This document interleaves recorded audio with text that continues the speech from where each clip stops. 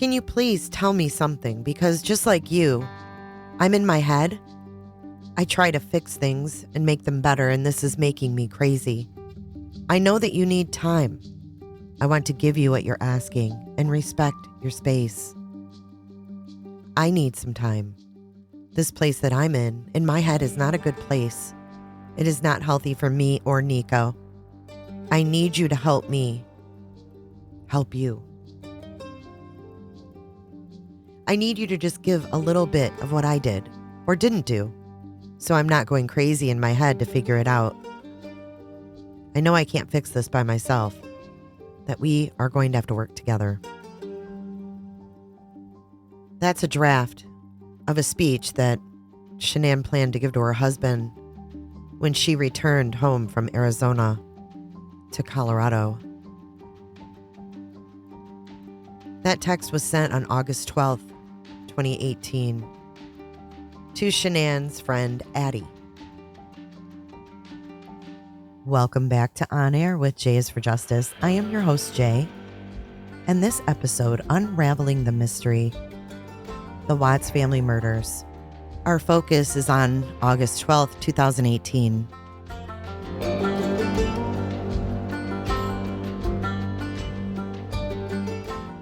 Chris gets the girls ready to go to a birthday party at the home of Jennifer and Jeremy Lindstrom. Their daughter, McKenna, babysat the girls on Saturday night, while Chris was out with Nicole Kessinger. The girls played in a pool and had fun at this birthday party. Jeremy Lindstrom. At the Lindstrom home in Erie tonight, a lingering question that's not easy to answer. You know, the hardest part about it all is when you're closer with the family, it's the why. The why gets bigger. Why did Jeremy's good friend, Chris Watts, allegedly murder his entire family? We're dumbfounded. We don't get it. Lost. Chris and the girls, 4-year-old Bella and 3-year-old Celeste, were just here for Jeremy's little boy's birthday party.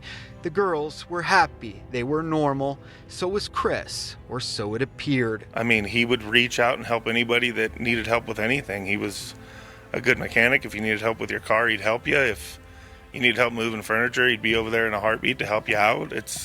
You don't know what, when, why, where, how everything goes weird. Just horrible. Why do people do this? Why does it come down to this? Had to have been an easier route.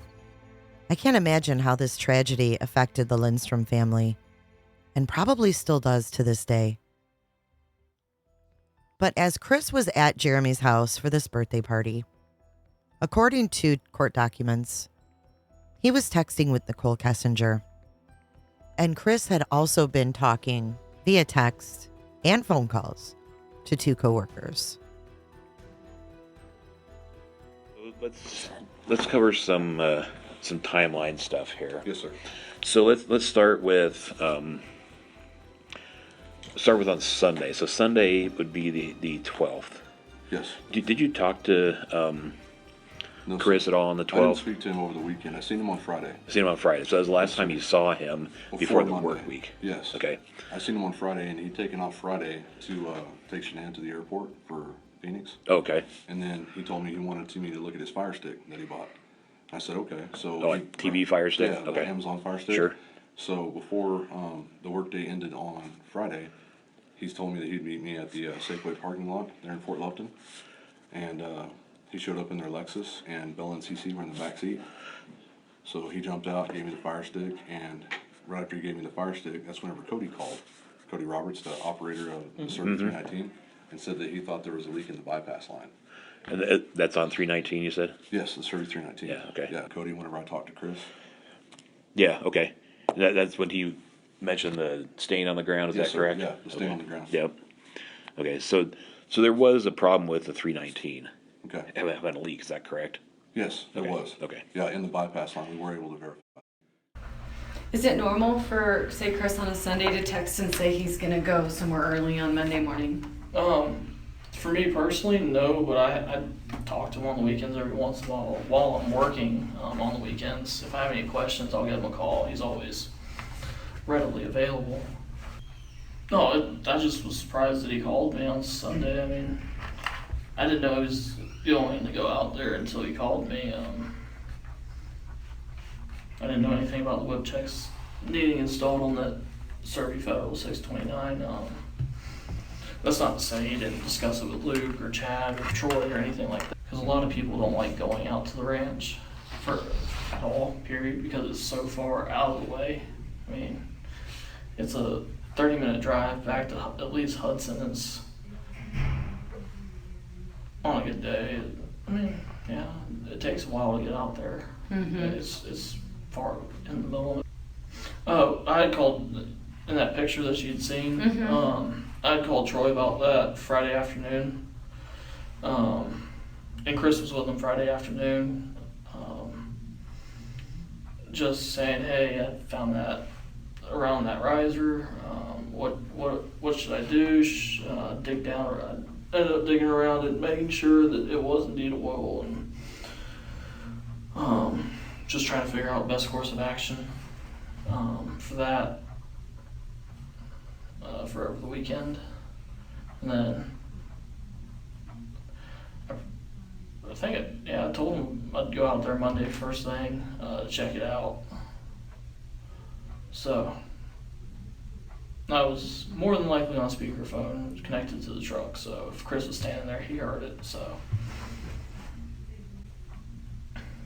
And you're saying you're going out there, but he's saying, hey, no sense in us both going. I can get it dealt with and basically kind of let you know if there's any issue or something. Yeah, because, I mean, he's right. I mean, there's no sense having all those people out there for. But then it sounds like 30 minutes. Sounds like all those.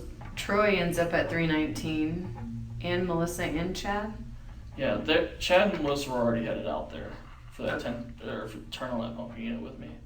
Oh, okay. Yeah, that's why they were out there.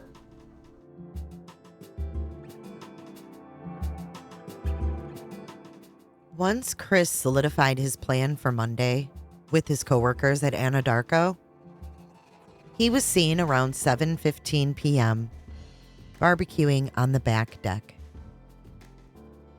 The girls were not present.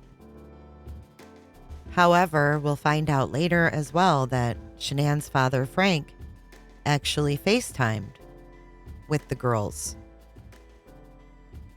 And he stated that Bella was eating cold pizza and candy. Shanann Watts posts on Facebook about her canceled flight in Arizona. She's sitting at a table with her friends, looking seemingly happy, but we find out later that she wasn't wanting to eat.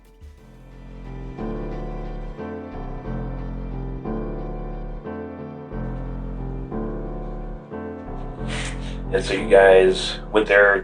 When did you guys go? I left here at 4:00 on Friday morning.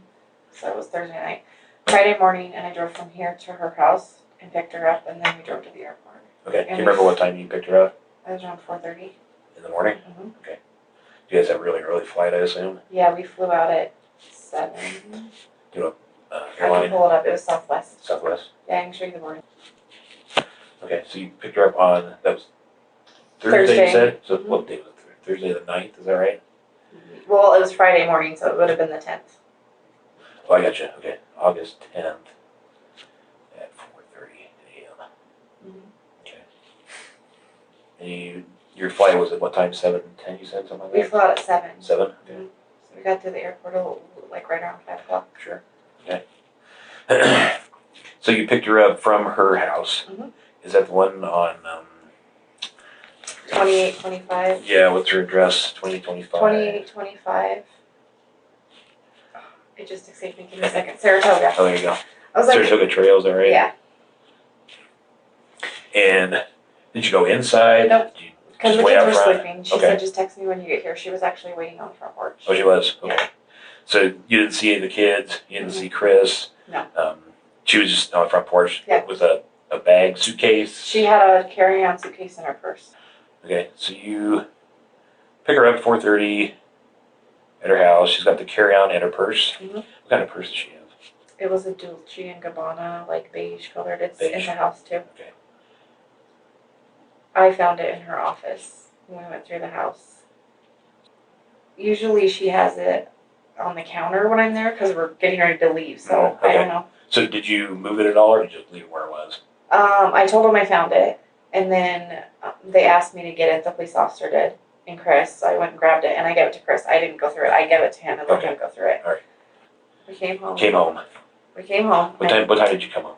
Let's start with that. So our flight was delayed. We were supposed to fly out at 8:45, I believe. I'd have to look at the boarding pass and get here at 11:25. And our flight got delayed, and we didn't actually take off. I want to say it was 10:20 is when we boarded the plane, and we didn't get here until 12:45 in the morning. 12:45. Okay. And then I dropped her off between. I thought it was around 1:45 because I got home a little after. I'm not sure if you noticed the discrepancies between Nicole Atkinson's story and Chris Watts' coworkers.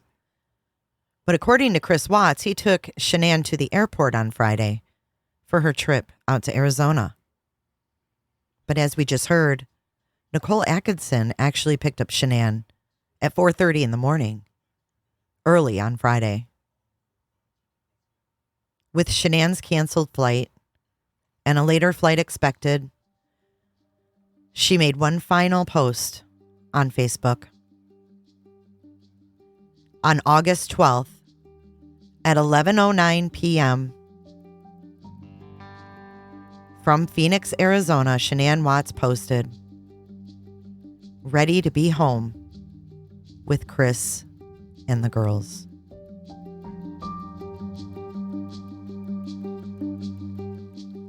And our next episode is going to be an explosive one as we revisit the events after Shanann was dropped off by Nicole Atkinson in the wee morning hours of August 13th.